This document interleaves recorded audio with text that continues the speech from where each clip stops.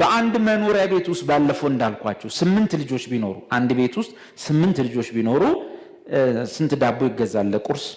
እንደ ሰው ቸግሮት ካልሆነ በቀር 8 ልጅ ካለው ጠዋት ስንት ዳቦ ይገዛል?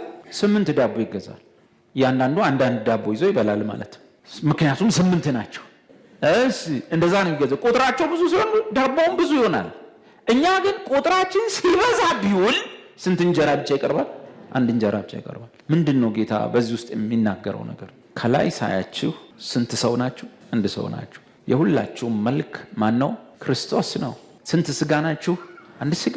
ይህንን የመሰለ በፍቅር ማሰሪያ የሚጠበቅ የመንፈስ ህብረት በቅዱስ ራት በጌታ ራት በማጽናት አንድነታችንን እንገልጣለን እናጸናለን እንጂ የጌታ ራትን በየሰፈር ለመቧደኝ ለመለያየት አንተም ከሚስት ጋር የሰፈር ሰው 3 ሆኖ እዛ ጓደኛው ምናምን ከሆነ ይሄኛውን ንባብ ይረሳል ማለት ነው። ይሄ ጥቅስ የሌለው ራት ስለሚሆን ያው ጳውሎስ ስለዚህ አይጨነቅም። ምን ይላል? እንደዚህ አይነት ራቶች ሲኖሩ ምን ይላል?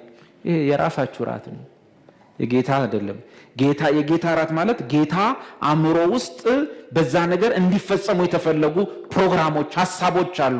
እነዛ ሲተገበሩበት የጌታ ሐሳብ ስለሆነ የጌታ ራት ይሆናል። እኛ ግን ወደ ፈለግነው ነገር ስንመራው የራሳችን ራት ሆኖ ቁጭ ይላል ማለት ነው።